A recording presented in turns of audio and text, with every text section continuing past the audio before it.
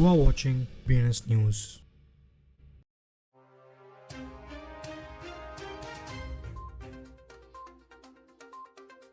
Welcome to today's crypto news. चलिए पहले हम देखते हैं आज की हेडलाइंस।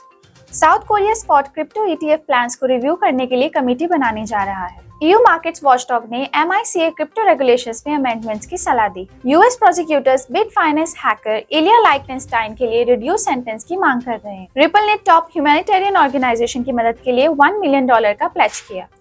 कॉइन टेलीग्राफ ने मायामी में वेब3 पायनियर्स को इकट्ठा करने के लिए वाग्मी के साथ पार्टनरशिप की। मर्सी कॉर्प्स के CIO ने बताया कैसे एनजीओस ब्लॉकचेन को अपने एफर्ट्स को एम्पलीफाई करने के लिए इंटीग्रेट कर सकती है।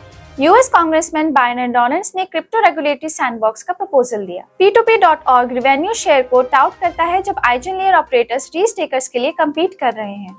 मिंट ब्लॉकचेन ने ऑप्टिमिज्म गवर्नेंस से $1.35 मिलियन ग्रांट हासिल किया। नीरो इन्वेस्टर्स ने डेटिंग मीम गुड एग में $10,000 पंप किया ताकि 2024 में $1 लाख रिटर्न मिल सके। FTX ने $28 मिलियन का सालाना पुल किया। इन्वेस्टर्स को मार्केट इम्पैक्ट का डर है। Grey scale multi token fund को ETF में कन्वर्ट करने की कोशिश कर रहा है। साउथ कोरिया एक 15 मेंबर पब्लिक प्राइवेट कमेटी बना रहा है ताकि वर्चुअल एसेट मार्केट के इश्यूज को एड्रेस किया जा सके और क्रिप्टो करेंसी लेजिस्लेशन को एक्सप्लोर किया जा सके। इस कमेटी में गवर्नमेंट ऑफिशियल्स और लीगल प्रोफेशन, एकेडेमिया और वर्चुअल एसेट इंडस्ट्री के रिप्रेजेंटेटिव शामिल होंगे। इसका एक की रोल साउथ कोरिया के स्पॉट क्रिप्टो करेंसी ETFs और कॉर्पोरेट वर्चुअल एसेट अकाउंट्स के प्लान का इवैल्यूएशन करना होगा। यूरोपियन यूनियन के मार्केट्स वॉचडॉग ये मानता है कि ब्लॉक का crypto currency regulatory framework markets in crypto assets regulation को मॉडिफाई करने की जरूरत है।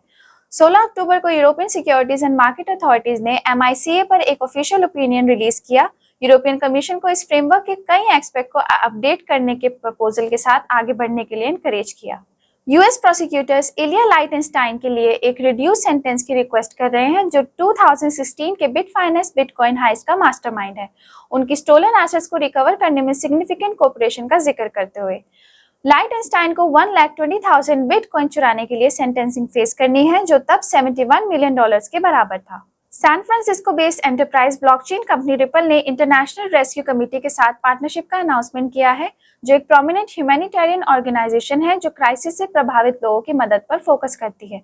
इस कोलैबोरेशन के पार्ट के रूप में रिपल ने $1 मिलियन का प्लेज दिया है ताकि ये एक्सप्लोर किया जा सके कि कैसे उनके प्रोडक्ट्स इंक्लूडिंग उनका RUSD stable coin, fund transfers और कैश रिलीफ को एनहेंस करने में इस्तेमाल किया जा सकता है। कॉइन टेलीग्राफ ने वाग्मी we're all gonna make it का शॉर्ट फॉर्म के साथ एक पार्टनरशिप एस्टैब्लिश की है ताकि वाग्मी 2025 कॉन्फ्रेंस का रीच एक्सपैंड किया जा सके, जो मायामी में 21 से 24 जनवरी 2025 को होगी। पिछले कुछ सालों में ब्लॉकचेन फिक्सेस दिस कहना एक कॉमन ट्रोप बन गया है, लेकिन जब इंटरनेशनल एड डिस्ट्रीब्यूशन को ब्लॉकचेन के इंटीग्रेशन से एनहांस किया जा रहा है, तब ये फ्रेज सच साबित हुआ है। यूएस कांग्रेसमैन बायरन डोनाल्ड ने KM स्मिथ DC के साथ एक रीसेंट कन्वर्सेशन में क्रिप्टो इंडस्ट्री के लिए रेगुलेटरी सैंडबॉक्स डेवलप करने की इंपॉर्टेंस पर जोर दिया। डोनाल्ड ने इंडस्ट्री को एक टॉडलर के रूप में डिस्क्राइब किया, जो अभी यंग है लेकिन बढ़ने की संभावनाएं रखता है। आइजन लेयर ऑपरेटर P2P.org री-स्टेकर्स को एक रेवेन्यू शेयरिंग पीरियड के जरिए वू करने का एम रख रहा है, जब कंपटीशन प्लान बूस्ट को री-स्टेकिंग पे आउट्स के अहेड बढ़ा रहा है, कंपनी ने 16 अक्टूबर को कहा। That's all for today's crypto news. Stay tuned for more updates.